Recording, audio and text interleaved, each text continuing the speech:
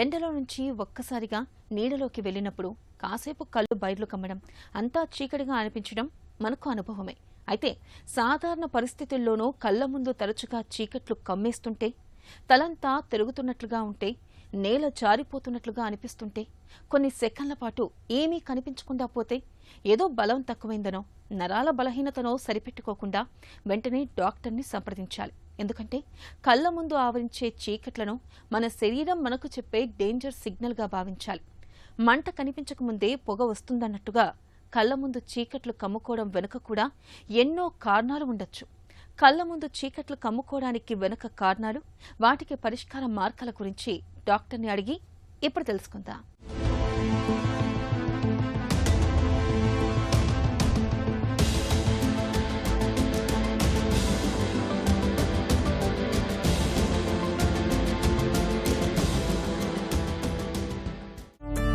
కళ్ల ముందు చీకట్లు కమ్ముకు రావటానికి కారణాలేంటి? కళ్ళ ముందు చీకట్లు వచ్చేస్తున్నాయి అంటే రకరకాల కారణాలు ఉంటాయి. ఇది ఏ హార్ట్ వల్ల వచ్చిందనో, మెదడు వల్ల వచ్చిందనో, లేకపోతే ఇంకేదైనా ప్రాబ్లం వల్లనో అన్నట్లు పూర్తిగా నిర్ధారించడానికి కూడా మాకు హిస్టరీ, పేషెంట్ చెప్పేది కూడా చాలా ముఖ్యం. ఫస్ట్ అసలు కళ్ళ ముందు చీకట్లు వస్తున్నాయంటే ముఖ్యంగా ఫస్ట్ క్వశ్చన్ మేము అడిగేది, ఒక కంటి ముందు వస్తుందా లేకపోతే రెండు కళ్ళకు వస్తున్నాయా? ఒక కంటి ముందు వచ్చేస్తుంది, పైన నుంచి కర్టన్ దిగినట్టు పైనుంచి కిందికి ఇలా వచ్చేస్తుంది అంటే ఫస్ట్ అండ్ ఫార్మోస్ట్ ఇంపార్టెంట్. ఎందుకు అంటే రెటీనాకి సంబంధించి రక్తం సరఫరా అందట్లేదు అని అర్థం. ఇలా ఓ 2-3 సార్లు వచ్చింది, దాని తర్వాత మెదడు స్ట్రోక్ వచ్చేసింది అంటే మెదడులో రక్త సరఫరా ఆగిపోయింది ఒక భాగానికి, దానివల్ల ఈ చెయ్యి కాలు పడిపోయింది. ఇలా కొంతమంది పేషెంట్స్ వస్తారు. ఒక కన్ను కాకుండా 2 కళ్ళకు వచ్చిపోతుంది. ఇది కామన్గా చూస్తాం. కొంతమంది లేచి నిలబడగానే కళ్ల ముందు చీకట్లు కమ్ముకొస్తుంటాయి. ఎందుకని? మనం పడుకొని కూర్చుంటున్నప్పుడు, చాలాసేపు పడుకొని కూర్చుంటున్నప్పుడు, లేదా చాలాసేపు కూర్చుని నుంచి లేస్తున్నప్పుడు, పొద్దున్నే రాత్రంతా పడుకొని ఉంటాము, పొద్దున మెలకు వచ్చిన తర్వాత లేచినప్పుడు సడన్గా కళ్ళ ముందు చీకట్లు రావచ్చు. దీనికి అర్థం ఏంటి అంటే మనం పడుకున్నంతసేపు గ్రావిటీ, మనం ఫ్లాట్గా పడుకొని ఉన్నాం. సో కాళ్ళకి ఎంత రక్త సరఫరా ఇస్తుందో హార్ట్, బ్రెయిన్కి అంతే రక్త సరఫరా ఇస్తుంది. ఎందుకు? మొత్తం ఒకటే లెవెల్లో ఉంది కాబట్టి. ఎప్పుడైతే మనం లేచి కూర్చుంటున్నాము ఆర్ లేచి నించుంటున్నాము ఇన్ని గంటల తర్వాత అన్నప్పుడు హార్ట్ ఈ ప్లేస్లో ఉంది అని అనుకుంటే, హార్ట్ నుంచి బ్రెయిన్కి బ్లడ్ సప్లై ఎగనెస్ట్ గ్రావిటీ అంటే భూమికి గురుత్వాకర్షణ శక్తికి ఎగనెస్ట్గా, ఆపోజిట్గా వెళ్లాల్సి వస్తుంది బ్లడ్లో. అలాంటప్పుడు బ్లడ్లో సరిగ్గా బ్రెయిన్కి అందే అవకాశం కొన్ని క్షణాల పాటు ఉండదు. సో ఆ టైంలో మనకి కళ్ళ ముందు చీకట్లు వచ్చేసేయచ్చు. ఇలాంటివి ఏమన్నా ఉన్నప్పుడు మనం ఫస్ట్ ఏం చూసుకుంటాము అంటే బ్యాక్గ్రౌండ్ షుగర్ ఏమన్నా ఉందా. షుగర్కి సంబంధించిన ప్రాబ్లమ్స్ ఉన్నప్పుడు షుగర్ నర్వస్ సిస్టంలో కూడా ఎంతో కొంత ప్రాబ్లం క్రియేట్ చేస్తుంది షుగర్ ఉన్న వాళ్ళకి. ఇలాంటివి ఏమన్నా ఉంటే షుగర్ ఫస్ట్ చూసుకుంటాం. బీపీ ఉందా, బీపీ కోసం ఏమైనా మందులు వాడుతున్నారా, కొన్ని మందుల వల్ల కూడా మీకు ఈ తేడా రావచ్చు. లేదు, రక్తం తక్కువ ఉంది, హిమోగ్లోబిన్ తక్కువ ఉంది, ఎర్ర రక్త కణాలు తక్కువ ఉన్నాయి, చాలా అనీమియా ఉంది, దీన్ని అనీమియా అంటాం. అనీమియా ఉన్నప్పుడు కూడా ఇది కనపడవచ్చు. ఈ రెండు కాకుండా రెండు కళ్ళ ముందు చీకట్లు వచ్చేది ఇంకా వేరే ఏమైనా ఉండొచ్చా అంటే కొన్నిసార్లు మైగ్రేన్లో కూడా కనపడుతుంది. మోస్ట్ ఇంపార్టెంట్లీ మెదడుకు సంబంధించి ఇంకేమైనా ప్రాబ్లం వల్ల రావచ్చా అంటే మెదడులో ప్రెషర్, ఐసీపీ అంటారు, ఇంట్రాక్రేనియల్ ప్రెషర్ కనుక ఏమన్నా విపరీతంగా పెరిగితే ఆ టైంలో కూడా కళ్ళ ముందు చీకట్లు వచ్చేస్తాయి. కళ్ల ముందు తరచూ చీకట్లు కమ్ముకునే సమస్యకు డాక్టర్ని ఎప్పుడు కలవాలి? కళ్ళ ముందు తరచూ చీకట్లు వచ్చేస్తున్నాయి, చాలా ఫ్రీక్వెంట్గా, సివియర్గా వస్తున్నాయి, కొన్నిసార్లు ధ్యాసే పోతోంది, కళ్ళ ముందు కంటి చూపు పోయింది కాసేపు, ఇలా ఏమన్నా ఉంటే ఇమీడియట్గా వచ్చి కలవాలి. ముందే ఫ్రీక్వెన్సీ పెరిగిపోయింది, తరచూ వస్తుంది, దాని మీద పడిపోతుంటే దెబ్బలు తగులుతున్నాయి, ఖచ్చితంగా డాక్టర్ దగ్గరికి రావాల్సిందే.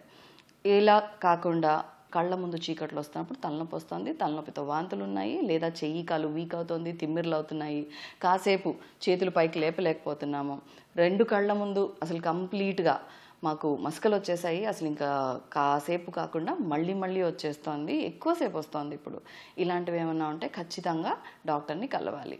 లేదా దీంతో పాటు గుండె దడ విపరీతంగా తెలుస్తోంది, చేతులు కాళ్ళు చల్లబడిపోతున్నాయి అండ్ చెమట్లు వచ్చేస్తున్నాయి, ఇలా ఉన్నా కూడా కనపడాలి. కొన్నిసార్లు విపరీతంగా షుగర్స్ పడిపోయినప్పుడు కూడా రావచ్చు ఇలాంటివి. అలాంటప్పుడు ఏంటంటే షుగర్ ఉన్న వాళ్ళకి మొత్తం చెమట్లు వచ్చేయడము, దాని తర్వాత చేతులు కాళ్ళు చల్లబడిపోవడము, కాసేపు మబ్బుగా అయిపోవడము, ఇలాంటివి ఉంటాయి. సో షుగర్ ఊరికే షుగర్ ట్రీట్మెంట్ మీద ఉన్నప్పుడు షుగర్స్ పడిపోకూడదు, అంత ఫ్లక్చువేషన్ కూడా ఉండకూడదు. అలాంటప్పుడు కూడా వచ్చి కనపడాలి.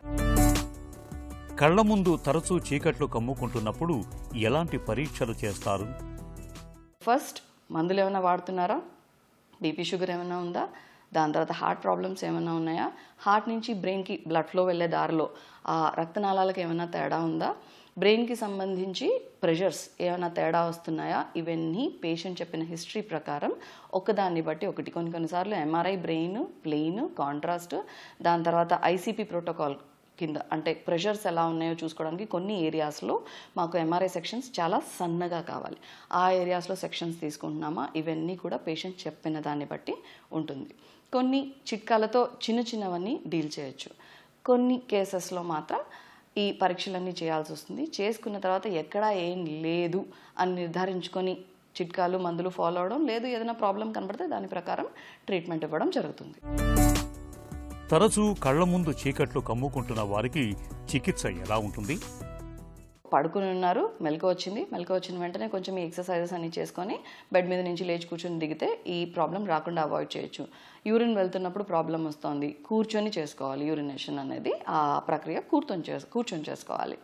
ఇది కాకుండా హార్ట్కి సంబంధించి ఈ పరీక్షలు చేసిన దానిలో హార్ట్కి సంబంధించి పంపింగ్ కెపాసిటీ సరిగ్గా లేదు, లేదా హార్ట్ రిథమ్ అబ్నార్మాలిటీ కనపడుతుంది, అరిథ్మియా అంటారు దీన్ని. అంటే ఎక్కువసార్లు తక్కువసార్లు కొట్టుకోవడం, లేకపోతే అడ్డదిడ్డంగా హార్ట్ కొట్టుకోవడం, ఇలాంటివి కనపడినప్పుడు ఇమీడియట్గా గుండె డాక్టర్ దగ్గరికి వచ్చి కలిస్తే కనుక ఆటోమేటిక్గా గుండె డాక్టర్ పంపింగ్ కెపాసిటీ ఎందుకు తగ్గిందో చూసుకొని దానికి సంబంధించిన ట్రీట్మెంట్ మందుల ద్వారా, లేకపోతే ఆపరేషన్ చేసో స్టెంట్ పెట్టో, బ్లాక్స్ ఉన్నా కానీ ఈ గుండెకి రక్త సరఫరా లేకపోయినా కానీ ఆటోమేటిక్గా పంపింగ్ కెపాసిటీ తగ్గిపోతుంది. సో స్టెంటో సర్జరీ బైపాస్ చేయడమో, ఇవి రెండు కాకపోతే రిథమ్ అబ్నార్మాలిటీ ఉంది, అరిథ్మియా ఉన్నది, దానికి సంబంధించి మందులు ఉంటాయి, లేకపోతే ఎబ్లేషన్ ఉంటుంది. అంటే ఈ హార్ట్ కండలో కరెంట్ వెళ్ళడానికి ఒక సిస్టమే ఉంటుంది.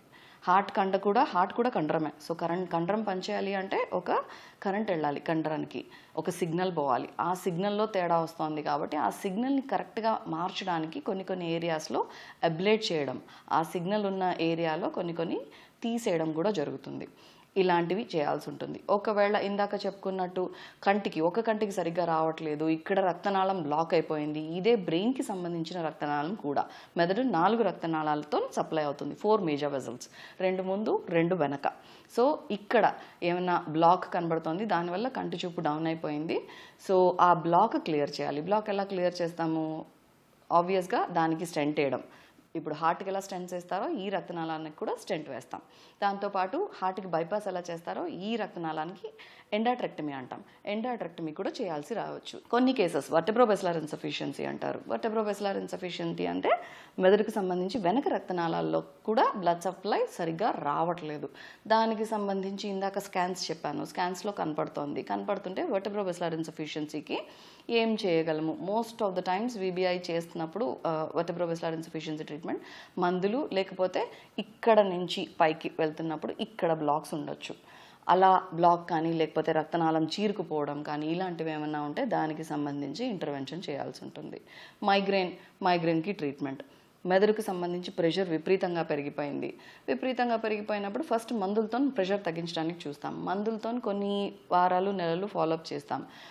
బాగా ప్రెషర్ తగ్గింది, మందులు కొన్ని నెలల తర్వాత ఆపేసిన తర్వాత మళ్ళీ ప్రెషర్ స్టార్ట్ అవుతున్నాయి, సివియర్గా స్టార్ట్ అవుతున్నాయి. టు ద ఎక్స్టెంట్ కళ్ళు అసలు విజనే తగ్గుతోంది, రోజు రోజుకి పడిపోతుంది. అలాంటి కేసెస్కి రెండో రౌండ్ కాబట్టి చాలా నెలల పాటు ఈ డిజీజ్ యాక్టివ్గా ఉండే అవకాశం ఉంటుంది. కాబట్టి ఆటోమేటిక్గా మెదడు నుంచి ప్రెషర్ తగ్గడానికి మెదడులో నీటి గదులు ఉంటాయి. నీటి గదుల నుంచి పొట్టలోకి ఒక షంట్ వేస్తాం. ఆ షంట్ ద్వారా మెదడు ఇప్పుడు వాడుతోంది ప్రోగ్రామబుల్ షంట్ వాడుతున్నాము. ప్రోగ్రామబుల్ షంట్తో ఏంటంటే మనము మెదడు ప్రెషర్ని మనమే మానిటర్ చేయొచ్చు, మనమే నాకు ఇంత ప్రెషర్ కావాలి అని సెట్ చేసుకోవచ్చు. దాన్ని బట్టి ప్రెషర్ సెట్ చేసుకుంటూ ట్రీట్మెంట్ మానిటర్ చేసుకుంటాం. కళ్ల ముందు ఒక్కసారిగా చీకట్లు కమ్ముకోవడం, తల తిరగడం, మసకగా కనిపించడం వంటి లక్షణాలను చిన్నచూపు చూడకూడదు. వెంటనే తగిన పరీక్షలు చేయించుకోవాలి. ఇప్పటికే బీపీ, షుగర్, రక్తహీనత, గుండె జబ్బులతో బాధపడేవారు ఈ విషయంలో మరింత అప్రమత్తంగా ఉండాలి.